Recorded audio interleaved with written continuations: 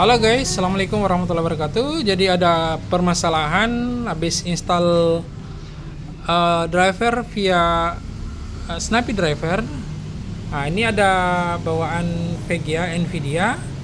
Nah, setelah pakai Snappy Driver itu muncul notif seperti ini ya.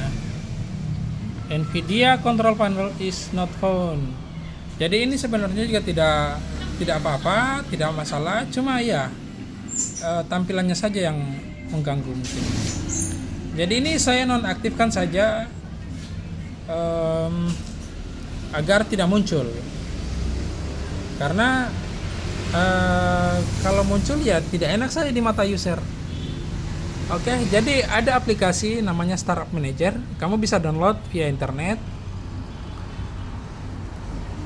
Jadi cari saja Startup Manager di internet. Tapi untuk saya yang menggunakan AppMan sudah ada aplikasinya sendiri di S.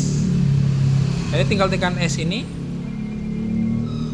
Nah, tidak lama kemudian muncul Startup Manager. Perhatikan, Startup Manager nih. Lalu masuk di Application Service. Application Service. Nah, di sini kita cari, kita sortir dulu yang enable ya. Ini disable semua, kita sortir. Klik saja di status. Oke, sekarang muncul enable semua. Kita cari item-itemnya. Nah, ini dia.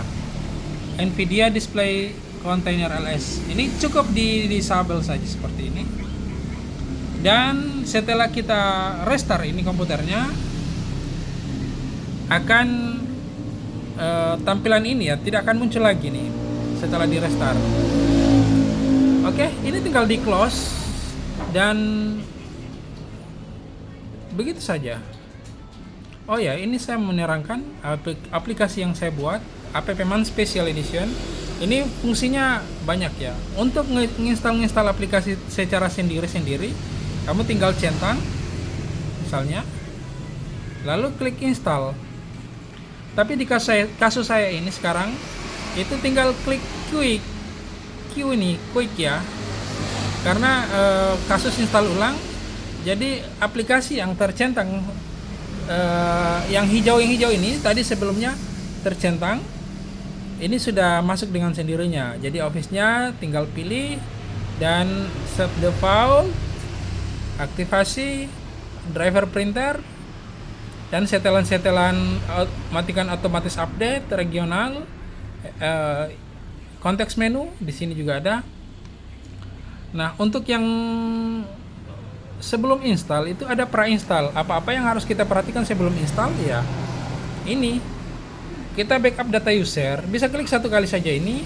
Labelnya kita ganti data C-nya label install di sini. Kalau untuk kasus seperti ini ya, untuk kasus di AppMan ini akan jadi install di sini.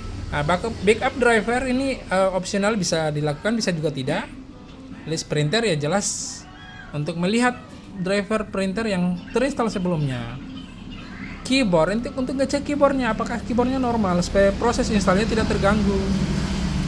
Dan cek GPT atau MBR itu harddisknya agar tidak salah masuk pada saat di instalasi Windows. Dan cek harddisk juga wajib agar ditahu bahwa ini harddisknya juga masih oke atau sudah sakit-sakit. Cek BitLocker untuk kasus-kasus tertentu agar jangan sampai salah eksekusi. Sudah install ternyata ya terkunci BitLockernya. Nah, terus selain itu juga ada Quality Test and Tools. Nah, di sini ada banyak lagi aplikasi untuk ngecek item-item atau komponen-komponen laptop ya, spare partnya ya.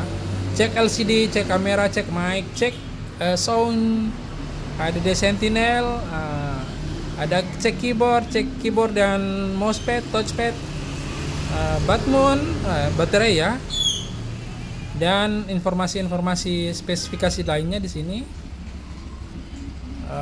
Dan untuk buat flash disk booting, ini untuk install via hard disk eksternal, dan partisi juga ada mau masuk ke driver web supportnya, auto unaten yang keren banget fungsinya, berjelajah di internet. Nah, ada tambahan lagi di sini untuk cek keyboard. Kamu tinggal tekan K ini ya. Nah, ini cek keyboard.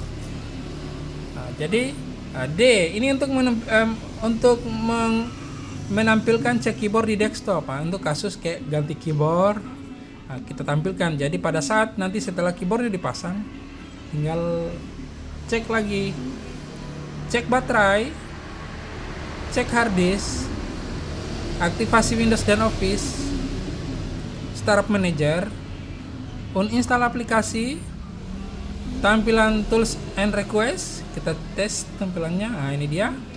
Tambahkan MS Store dan aplikasi-aplikasi lain, sosmed, drive charger. Ini driver charger. Aku harus matikan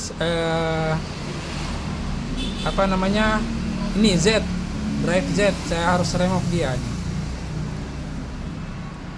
Oke, karena tadi saya installnya lewat WinNT setup. Nah, di sini ada juga aplikasi-aplikasi yang bisa kita tambahkan sendiri. Kelihatan? Bisa dijalankan. Dan terakhir ini Repack. Ini aplikasi Repack ya, ada Driver Genius, USB Shuffle Remote, file menu tools, dan nanti mungkin ada pengembangan lagi di sini. Dan selanjutnya ini restart dan shutdown. Oke, sekian dan terima kasih. Wassalamualaikum warahmatullahi wabarakatuh.